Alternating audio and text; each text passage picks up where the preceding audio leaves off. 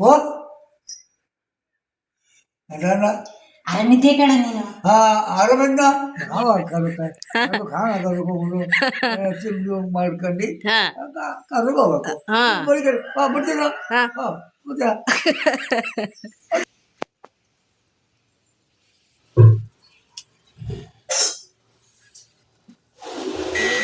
ಮತ್ತೆ ಸ್ವಲ್ಪ ಇಲ್ವಾ ಉಗ್ಸ್ದಂಗ್ ಮಾಡು. ನಾಳೆಗೆ ಹಾಕೋದದು.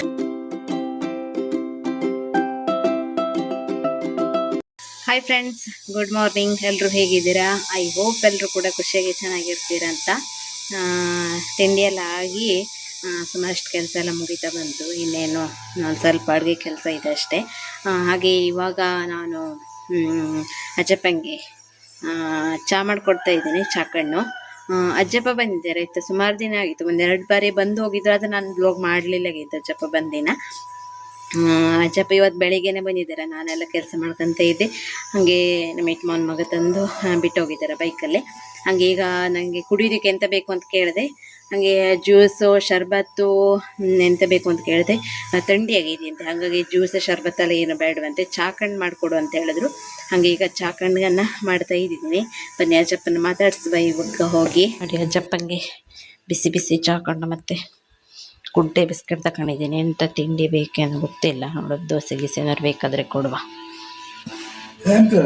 ಚಾಕಣ್ಣು ಎಂಥದ್ದು ತರ್ಬೇಕಾ? ದೋಸೆ ತರ್ಬೇಕಾ? ಹಾಂ ಬಿಸ್ಕೆಟ್ ತಗೋ ಬಂದಿದೆ. ಹಾಂ ಪ್ಲೇಟ್ ಕೂಡ ಚಲೋ ಆಯ್ತದೆ. ಲೋಟ ನಾಲ್ಕದೆ 4. ಎಂತ ಕೊಡ್ಬೇಕು? ಕೆಳಗಿಡ್ಬೇಕಾ?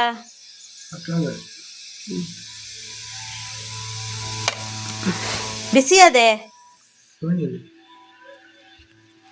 ನೋಡಿ.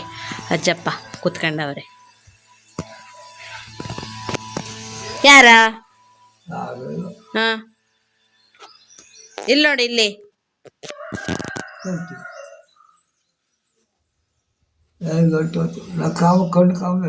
ಹಾ ಕಣ್ಕಂಬದೇವ.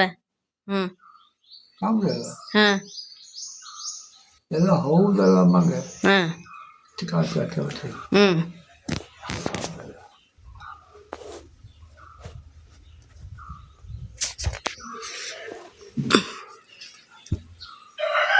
ಕಡೆಗೆ ಎಷ್ಟು ದಿನ ಆಗಿತ್ತು ನಮ್ಮನೆಗೆ ಬರದಯ್ಯ? ಚೆನ್ನಾಗಿತ್ತ ಯಾರು ಗೊತ್ತು. ಹಾ ಎಷ್ಟು ಯಾರು ಗೊತ್ತು. ಹಾ ಕರ್ಕೊಂಡು ಹೋಗ್ಬೇಕಲ್ಲ. ಹಾ ಕರ್ಕೊಲ್ಲಿಲ್ವಾ? ಯಾವ ಕರುತ್ತೆ ಕಾಣೋದು ಹೋಗುದು ತಿಂದು ಮಾಡ್ಕೊಂಡು ಹಾ ಕರ್ಗ ಹೋಗ್ಬೇಕು. ಹಾ ಬಿಡ್ತೀರ ಹಾ ಮತ್ತೆ ಯಾರು ಬರ್ತಾರೆ? ಹಾ ಯಾರು ಬರೋದಿಲ್ಲ. ಯಾರು ಬರ್ತಾರೆ? ಹಾ ಎರಡು ತಿನ್ಬೇಕು. ರೊಟ್ಟಿ ಹಾ ಎರಡು ಮಾಡ್ಕೊತಕ್ಕ ಹಾ ಬತ್ತಾರಿಯ. ಹೌದು. ಈಗ ಎಂತ ಮಾಡ್ಬೇಕು? ನಂಗೆ ಎಂತಲೂ ಬೇಡ. ಕೋಳಿ ಕೋಳಿ ಬೇಡ, ಸುಕ್ಕನೂ ಬೇಡ, ಮೀನು ನೀನು ಬೇಡ, ಕೋಳಿನೂ ಬೇಡ. ಹಾ ನೋಡಿ ಅಜ್ಜಪ್ಪನ ಕಾಮಿಡಿ.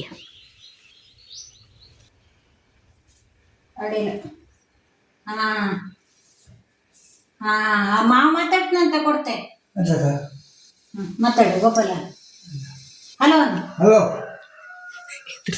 ಏನ? ಓ ಅದನ್ನ ಆರಾಮಿದ್ದೆ ಕಣ ನೀನು. ಆರಾಮನ್ನ ನೀ ಆರಾಮಿದ್ದೆ ಕಣು. ಆರಾಮಿದ್ದಾನೆ. ಕೆಲ್ಸಗಲ್ಲ ಮಾತಾಡ್ತಾ ಬಿಡು.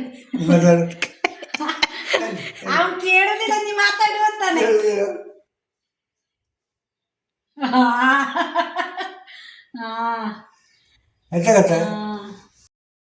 ಅಜ್ಜಪ್ಪ ಇವತ್ತು ಬೆಳಗ್ಗೆ ಒಂದು 9:30 10 ಗಂಟೆ ಅಷ್ಟೊತ್ತಿಗೆ ಬಂದಿದ್ರು. ನಾನೇನೋ ಕೆಲಸ ಮಾಡ್ಕೊತ ಇದ್ದೆ ಅಷ್ಟೊತ್ತಿಗೆ ಬಂದರು.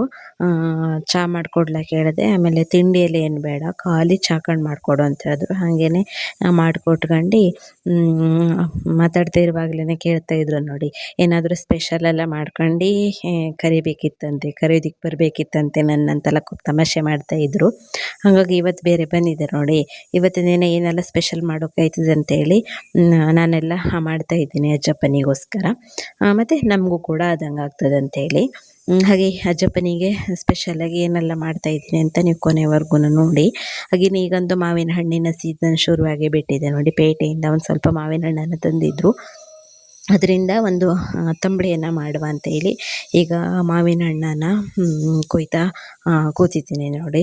ತುಂಬ ಪರಿಮಳ ಇದೆ ಮತ್ತು ತುಂಬ ಸಿಹಿ ಇದೆ. ಈ ಥರದ ಮಾವಿನ ಹಣ್ಣಿನ ತಂಬಳಿ ಎಲ್ಲ ಮಾಡ್ಕೊಂಡು ಊಟ ಮಾಡೋದಕ್ಕಂತೂ ತುಂಬಾ ರುಚಿಯಾಗ್ತದೆ. ನಾನು ಸ್ವಲ್ಪ ತೆಂಗಿನಕಾಯಿ ಮತ್ತು ಮೆಣಸು ಕೊತ್ತಂಬರಿಯನ್ನು ಮಿಕ್ಸರಲ್ಲಿ ಫಸ್ಟಲ್ಲೇ ಹರ್ಕೊಂಡಿದ್ದೀನಿ ನುಣ್ಣಗೆ ಮಾಡಿ.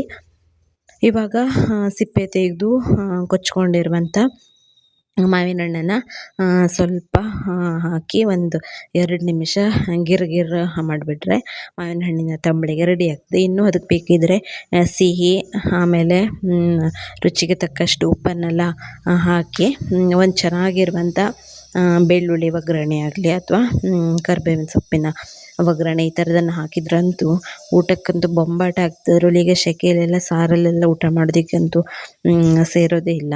ಹಾಗಾಗಿ ಮಾವಿನ ಹಣ್ಣಿನ ತಂಬಳಿ, ಮಾವಿನಕಾಯಿನ ತಂಬಳಿ ಈ ಥರದ್ದೆಲ್ಲ ಇದ್ದರೆ ತುಂಬ ರುಚಿಯಾಗಿರ್ತದೆ. ಹಾಗೆಯೇ ಈಗ ಗ್ಯಾಸ್ ಸಿಲಿಂಡ್ರೆಲ್ಲ ಸಿಗೋದಿಲ್ಲ ನೋಡಿ.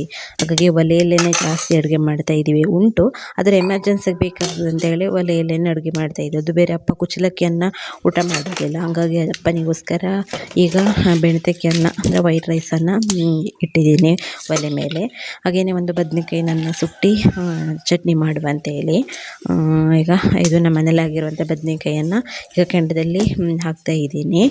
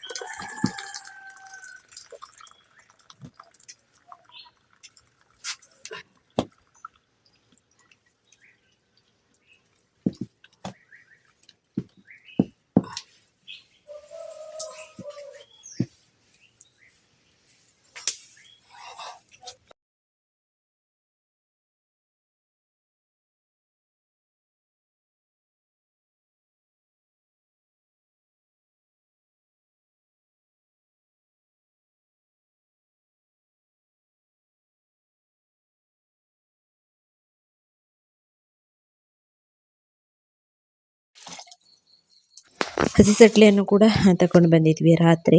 ಹಾಗೆಯೇ ಇದನ್ನು ರಾತ್ರಿಯೇ ಎಲ್ಲನೂ ಇವಾಗ ಬಿಡಿಸಿ ಸಾರು ಮಾಡುವ ಅಂತೇಳಿ ತಯಾರು ಮಾಡ್ತಾಯಿದ್ದೀನಿ.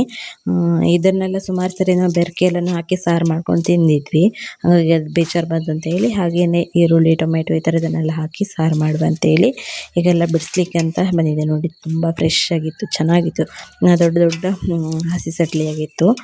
ಈಗ ಮೀನೆಲ್ಲ ಕಡಿಮೆ ನೋಡಿ, ಹಾಗಾಗಿ ಈಗ ಹಸಿ ಸಟ್ಲಿ ಆಮೇಲೆ ಜಾಲಿ ಈ ಥರದ್ದೆಲ್ಲ ಜಾಸ್ತಿಯಾಗಿ ಸಿಗುತ್ತೆ ನಮ್ಮ ಹೊನ್ನಾವರ ಕಡೆ ಎಲ್ಲ. ಹಾಗೆಯೇ ಇದೊಂದು 100 ರೂಪಾಯಿನ ಪಾಲಿಗೆ ಈ ರೀತಿ ಇಡ್ತಾರೆ. ಅದನ್ನು ಕೊಟ್ಟು ತಗೊಬಂದರೆ ಆಯಿತು. ಅಂದಾಜಲ್ಲೇ ಹಾಕಿರ್ತಾರೆ ಎಷ್ಟು ರೂಪಾಯಿಗೆ ಇಂತಿಷ್ಟು ಅಂತ. ಹಾಗೆಯೇ ಹಸಿ ಸಟ್ಲಿ ಸಾರು ಇದು ನೋಡಿ. ಇವಾಗ ಬೆಳಿಗ್ಗೆ ಬಿಸಿ ಮಾಡ್ತಾಯಿದ್ದೇನೆ, ಮಧ್ಯಾಹ್ನದ ಊಟಕ್ಕಾಗ್ತದೆ ಅಂತ ಸ್ವಲ್ಪ ಇದ್ದಿತ್ತು. ಹಾಗೆ ನಾನು ಕೂಡ ಬೇರೆ ಬೇರೆ ವೆರೈಟೀಸ್ ಎಲ್ಲ ಮಾಡಿದ್ದೆ ನೋಡಿ.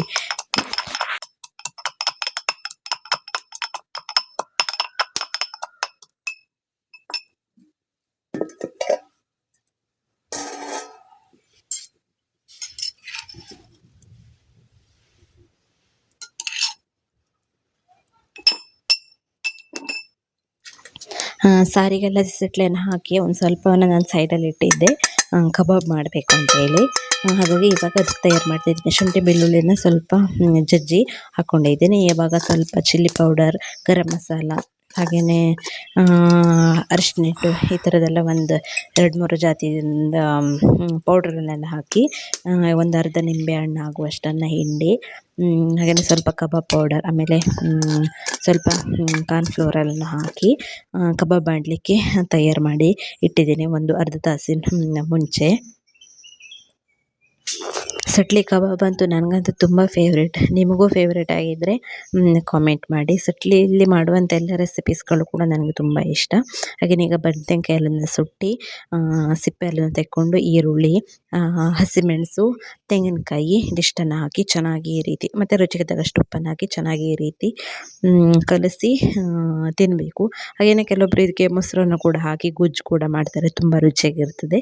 ನಾವು ಹೀಗೇ ಹಸಿಯಾದಂಥ ಈರುಳ್ಳಿ ಈ ಥರದ್ದೆಲ್ಲ ಹಾಕ್ಕೊಂಡು ತಿಂದ್ರಂತೂ ಸೂಪರಾಗಿರ್ತದೆ. ಇದೊಂದು ಪಲ್ಯದ ರೀತಿಯಲ್ಲೂ ಈ ರೀತಿ ಇರುತ್ತೆ. ಬದನೆಕಾಯಿಯ ಸುಟ್ಟು ಪಲ್ಯ ಅಂತ ಹೇಳ್ತಾರೆ. ಸೊ ತುಂಬ ರುಚಿಯಾಗಿರ್ತದೆ. ಇದಂತೂ ಫೇವ್ರೇಟ್ ಅಂತಲೇ ಹೇಳ್ಬೋದು. ಹಾಗೆಯೇ ಮಾವಿನಕಾಯಿನ ತಂಬಳಿಗೆಲ್ಲನೂ ಉಪ್ಪು ಸಿಹಿ ಎಲ್ಲನೂ ಕರೆಕ್ಟಾಗಿ ಮಾಡಿಕೊಂಡು ಇವಾಗ ಒಂದು ಒಗ್ಗರಣೆ ಹಾಕಿದ್ರಂತೂ ಬೊಂಬಾಟಾಗಿರ್ತದೆ ನೋಡಿ. ಅಚ್ಚಪ್ಪನಿಗೋಸ್ಕರ ನಾನು ಇಷ್ಟೆಲ್ಲ ವೆರೈಟೀಸ್ ಮಾಡ್ತಾಯಿದ್ದೀನಿ ಅಂತ. ಇದಿಷ್ಟು ಮಧ್ಯಾಹ್ನದ ಊಟಕ್ಕೆ. ಮಧ್ಯಾಹ್ನದ ಊಟಕ್ಕೆ ಅಂದರೆ ಹಸಿ ಸಟ್ಲಿ ಸಾಂಬಾರು, ಮತ್ತು ಹಸಿ ಸಟ್ಲಿದು ಕಬಾಬ್, ಮಾವಿನ ಹಣ್ಣಿನ ತಂಬುಳಿ, ಬದನೆಕಾಯಿ ಸುಟ್ಟು ಅದರದ್ದು ಪಲ್ಯ, ಇದಿಷ್ಟನ್ನು ಮಧ್ಯಾಹ್ನದ ಊಟಕ್ಕೆ ಅಂತ ಮಾಡಿದ್ದೀನಿ ನಾನು.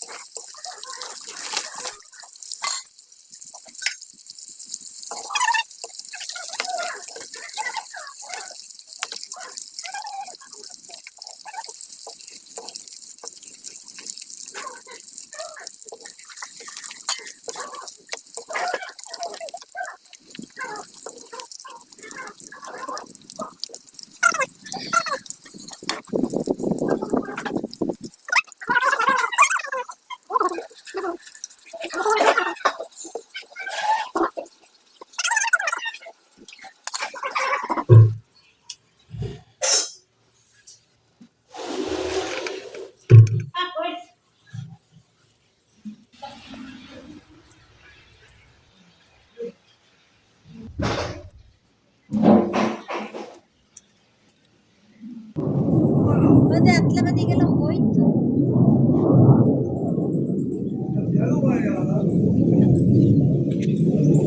ಮಾಡ್ದೆ ಕಾಣದೆ ಹೋಯ್ತು. ಇತ್ಲ ಗ್ಯಾಪಪ್ಪ ಬದಿಗೆ ಹೋಯ್ತು. ಕೆಳಗೆ ಇತ್ತು. ಕೆಳಗೆ ಇತ್ತು. ಹೆಲಿಕಾಪ್ಟರ್ ಇದೆ. ಸಾಮಾನ್ಯ ದೊಡ್ಡ ಸೌಂಡ್ ಐತದೆ. ಸ್ವಲ್ಪ ದೊಡ್ಡ ನೆಲ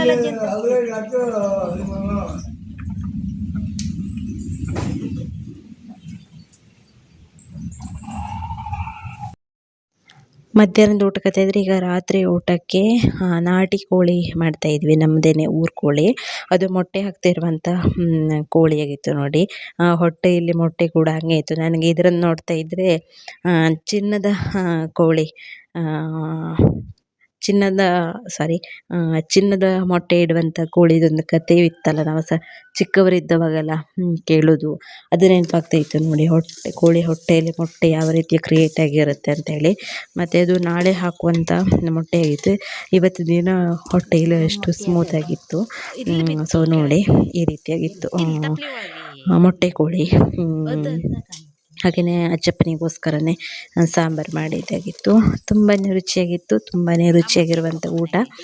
ಸೊ ತುಂಬ ಖುಷಿಯಾಗಿರುತ್ತೆ ಅಜ್ಜಪ್ಪನಿಗಂತ ಅಂದ್ಕೊಂಡಿರ್ತೀವಿ.